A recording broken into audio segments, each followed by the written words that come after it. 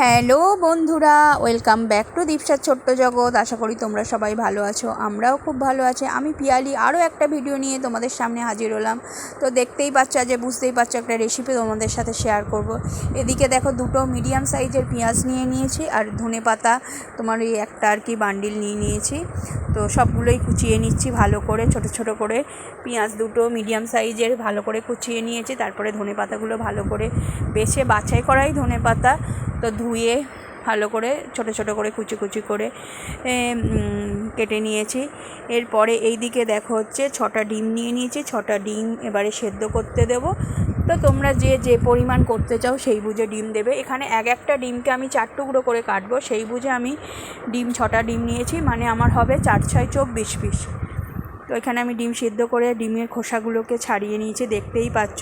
এবারে একটা ডিমকে দেখো 4 টুকরো করে এইভাবে কেটে নিয়েছি, মানে প্রথমে আধখানা করে, তারপরে আবার হচ্ছে তোমার সে আধখানাকে আবার মাঝখান থেকে ভাগ করেছি, মানে একটা ডিম 4 টুকরো হবে। লম্বালম্বি ভাগ করেছি, তোমরা আড়াআড়িও কেউ চাইলে ভাগ করতে পারো।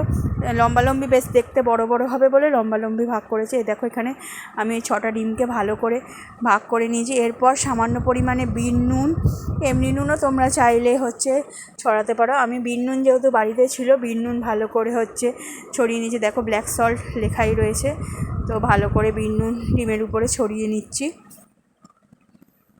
দেখতেই পাচ্ছ।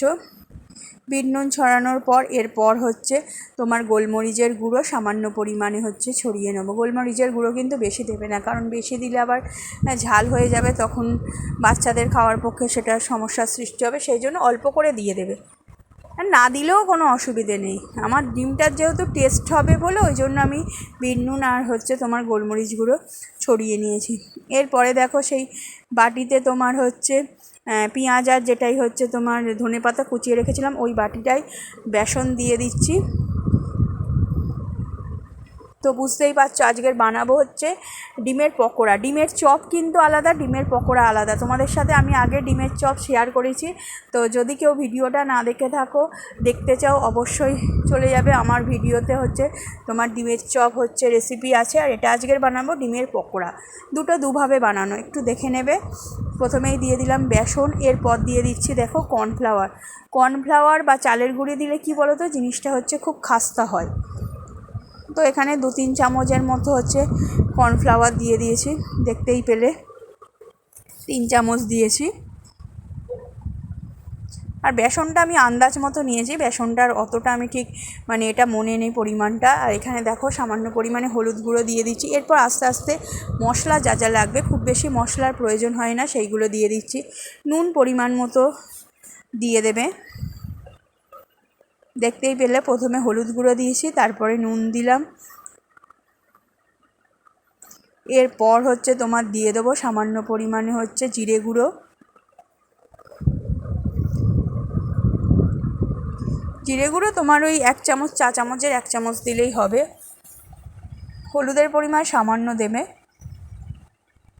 এরপর দেখো দিয়ে দিচ্ছি কাশ্মীরি লঙ্কার গুঁড়ো। কাশ্মীরি লঙ্কার গুঁড়োই কিন্তু কি একটা সুবিধা, ঝাল হবে না কিন্তু তোমার কালারটা সুন্দর আসবে, সেই জন্য কাশ্মীরি লঙ্কা গুঁড়ো দিয়েছি। যে সে তোমরা মনে করলে দিতেও পারো, নাও দিতে পারো, এমন কিছু যে প্রয়োজনীয় তা নয়। এরপর দিয়ে দিচ্ছি দেখো গরম মশলা, দেখতেই পাচ্ছ গরম মশলা দিয়ে দিলাম। আর সর্বশেষ এবারে দেব হচ্ছে চাট মশলা। চাট মশলা দিলে কি বলো তো, টেস্টটা খুব সুন্দর হয়। চাট মশলাটা তুমি এখনও ইউজ করতে পারো, এখন যদি না দিতে পারো, যখন হয়ে যাবে তার উপরে তুমি ছড়িয়ে দেবে, খুব সুন্দর খেতে লাগবে।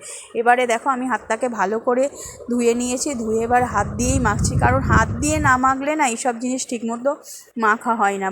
ভালো করে আর কি পেঁয়াজগুলোকে কষলে কষলে বেসন কর্নফ্লাওয়ারের সাথে তোমার মাখতে হবে, সেই জন্য হাত দিয়েই মাখছি।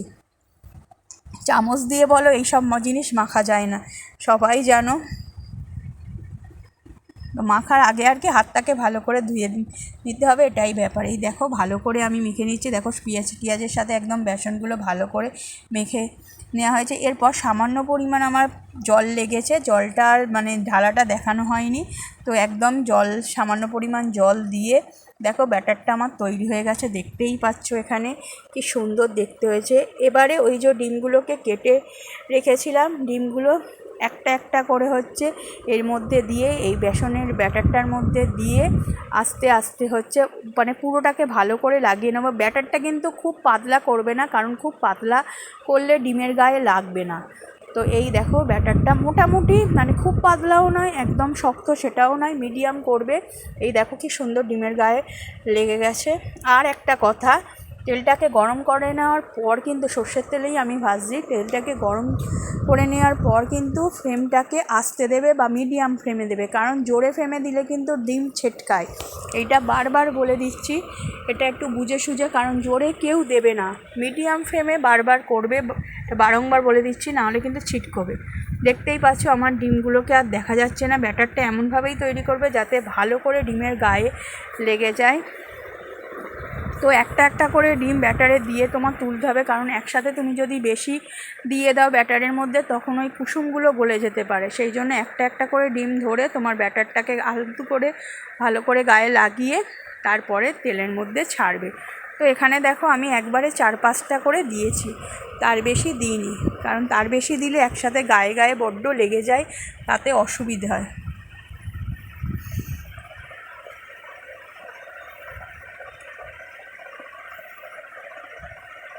তো দেখতেই পাচ্ছ কি সুন্দর দেখতে হয়েছে। তো কারা কারা এইভাবে ডিমের পকোড়া বাড়িতে বানিয়েছো অবশ্যই আমাকে কিন্তু জানিও। তো এখানে দেখতে পাচ্ছ 5টার মতো দিয়ে দেওয়া হয়েছে তেলের মধ্যে। এটা কিন্তু মিডিয়াম আছেই মানে ফ্লেমে আছে, খুব বেশি জোরে ফ্লেমটা দেবে না, বারংবার বলে দিচ্ছি, কারণ ডিম খুব ছেটকায়। এবারে এক পিঠ আমার হয়ে গেছে দেখো, এবারে উল্টে নেবো। এক পিঠ কমপ্লিট হয়ে যাওয়ার পর খুব বেশি কড়া করবে না, হালকা হালকা লালচে হলেই, যেহেতু মিডিয়াম ফ্লেমে তো হালকা হালকা লালচে হলেই হয়ে যাবে, বেশিক্ষণ সময় লাগবে না।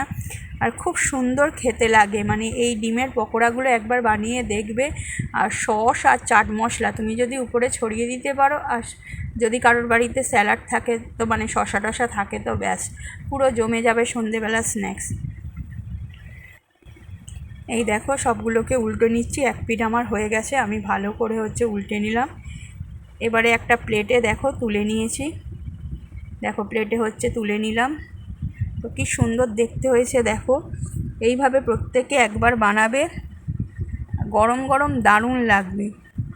তো এর সাথে সামান্য পরিমাণ সস দিয়ে দেবে, আর উপরে একটু চাট মশলা ছড়িয়ে নেবে, আর গার্নিশিংয়ের জন্য একটু শসা পেঁয়াজ বলো, আমি পেঁয়াজটা আর ইউজ করিনি, শসা দিয়ে ভালো করে আর কি সাজিয়ে নিয়েছিলাম। তো আমার ডিমের পকোড়া একদম রেডি। তো সবাই বানিয়ে দেখো, খুব বেশি সময় লাগবে না, খুব তাড়াতাড়ি চটজলদি হয়ে যায়।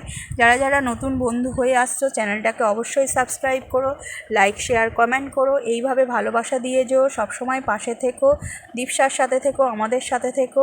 আর ভিডিওগুলো কেমন লাগছে অবশ্যই বলো, আর স্কিপ না করে দেখো, পরের ভিডিও নিয়ে আবার খুব তাড়াতাড়ি আসছি।